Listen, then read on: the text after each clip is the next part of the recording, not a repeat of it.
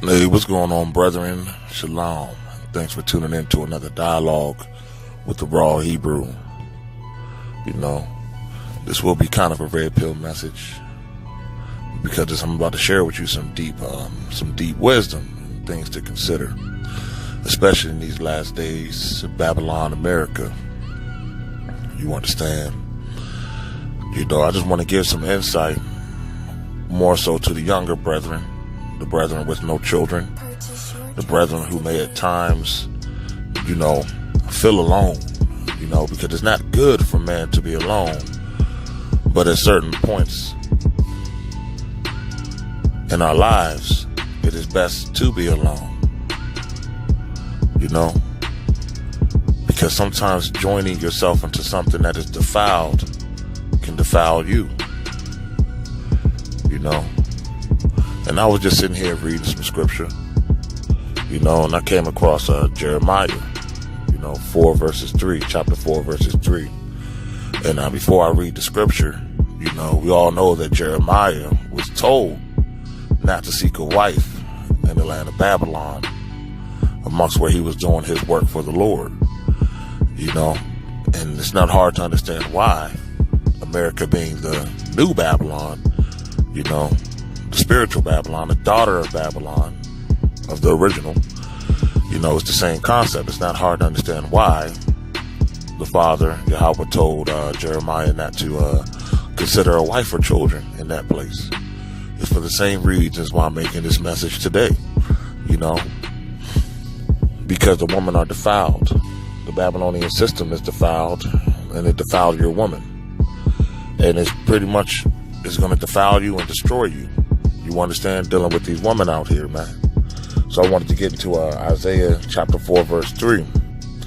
For thus saith the Lord to the men of Judah and Jerusalem, break up your fallow ground and sow not among thorns. Break up your fallow ground and sow not among thorns. You understand? Now I'm going to go into the definition of fallow. Okay, it's an adjective.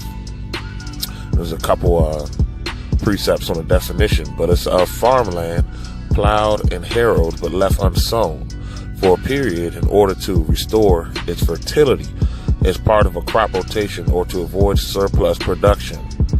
You understand? It's when you leave the land alone. You understand? And if you even go to into the definition of a husband or husbandry, it is you know, the act of tilling the soil and caretaking of the land. You understand? And bringing up the seed. You understand? That's what a root word of husband means. Because what do you, as a husband, you know, or boyfriend or whatever, you know, it's not that, you know, deep, but it is. You know what I mean? But as a husband, as a man, when you take on a woman, what do you do? You raise up the fruit of the womb. You understand?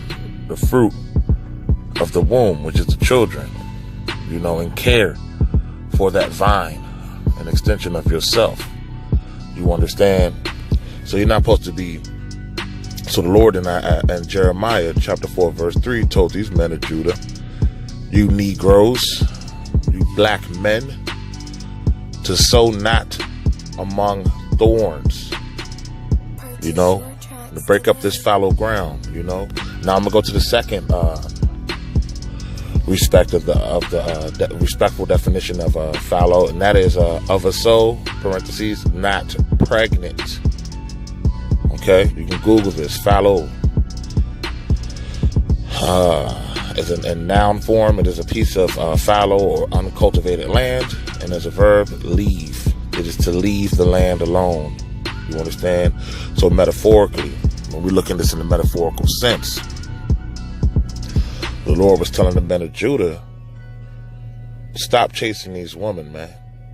And we all know that the womb is the soil, metaphorically. And the male, the sperm, you are the seed. You are the breed. You are the brand. You are the plant. You know, but sometimes you have to leave the land fallow. And I also went to one of the definitions being not pregnant. Sometimes you got to leave these women Okay, and sow not among thorns, because what happens when you sow your seed among thorns, man?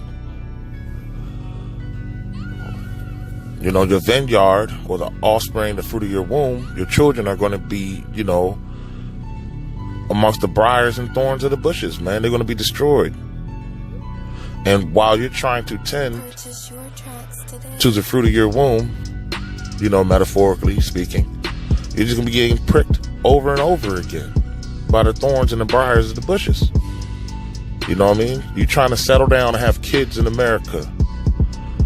You're going to find yourself stressed out, ready to kill this bitch and lose your fucking top. Or you're going to find yourself, you know, doing the best you can and it not being good enough.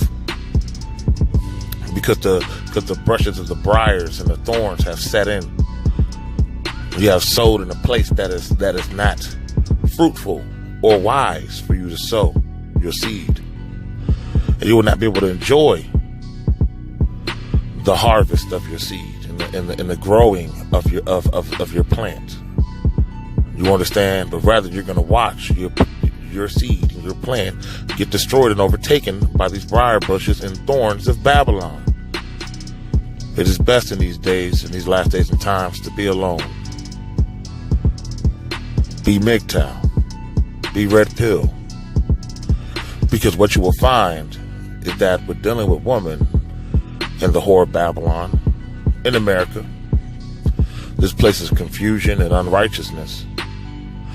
You will find that it's simply systemically created to destroy you, to destroy your seed.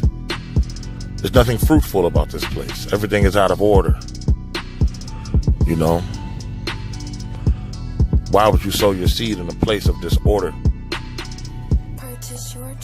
Why would you watch your seed get passed through the fire to be destroyed? Because they have become influenced by the thorns and the briar bushes around it and have not grown to be fruitful. Therefore, receiving hand in hand the judgments of the briars and thorns, the judgments of Babylon, because they have become one with it. When their mothers pass them through the fire, telling them homosexuality is okay, when they're raising your kids, destroying them, traumatizing them,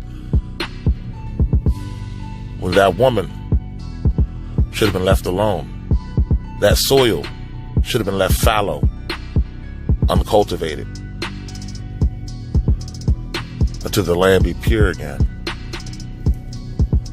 You know, I read this and I found it to be very deep, and I meditated on it. What you young brothers need to understand is here in America, the way things are set up, man, trying to have that American dream, or I might even call it an American dream. That's every man's, dream, to have a purpose, to have a family, to have a wife, a loving wife, and, children and things like that. What you're going to find is that you're going to immediately find yourself in a match of tug of war for your masculinity, for your dignity. And it wouldn't be hard to win this tug of war if you could use your masculinity to win it. Your brute strength, you know what I mean? You can just pull the opposing force, being the woman, right into your direction and right into your will, physically. But here, you can't do that. You understand? You'll be incarcerated. You'll be destroyed through Babylon, through America, through the systems that be. That the thorn of this place will prick your hands. It's going to make you bleed. It's going to hurt. You understand? Things are not in proper order, brothers. Understand that we are men first. Go ahead and put a rubber on. Wrap it up. Knock the bitch off. Keep it moving. It ain't worth it. It ain't worth it. Either it's set up for you to lose. This is why the Lord told Jeremiah not to seek a wife in Babylon. And I'm telling you all, Don't seek a wife in this place. It's not made for you to thrive. It's not made for you to enjoy the fruit of your womb, the fruit of your offspring, of your seed. It's not made for you to enjoy that. It's made to destroy, for the thorn bushes and briars to overtake your seed and your fruit. You understand? And the woman being the thorns and briars and the polluted soil that needs to be left fallow, that needs to be left alone, that the current breed that we're dealing with may die off, that the soil may be renewed. You understand? That the soil may be renewed and revitalized, refreshed, and in proper order. For all the briar bushes, thorns, and weeds, for all these endangerments to yourself and unto your vineyard, to your offspring, can be removed. And society in itself, here in Babylon, America, is going to remove it. In its due time, when shit hits the fan, when all hell breaks loose, when Babylon comes tumbling down. Till that day, when proper order may be restored, it isn't worth it. So, my humble regards and an honest suggestion, brothers: sow not your seed amongst thorns. Shalom. Thanks for tuning in.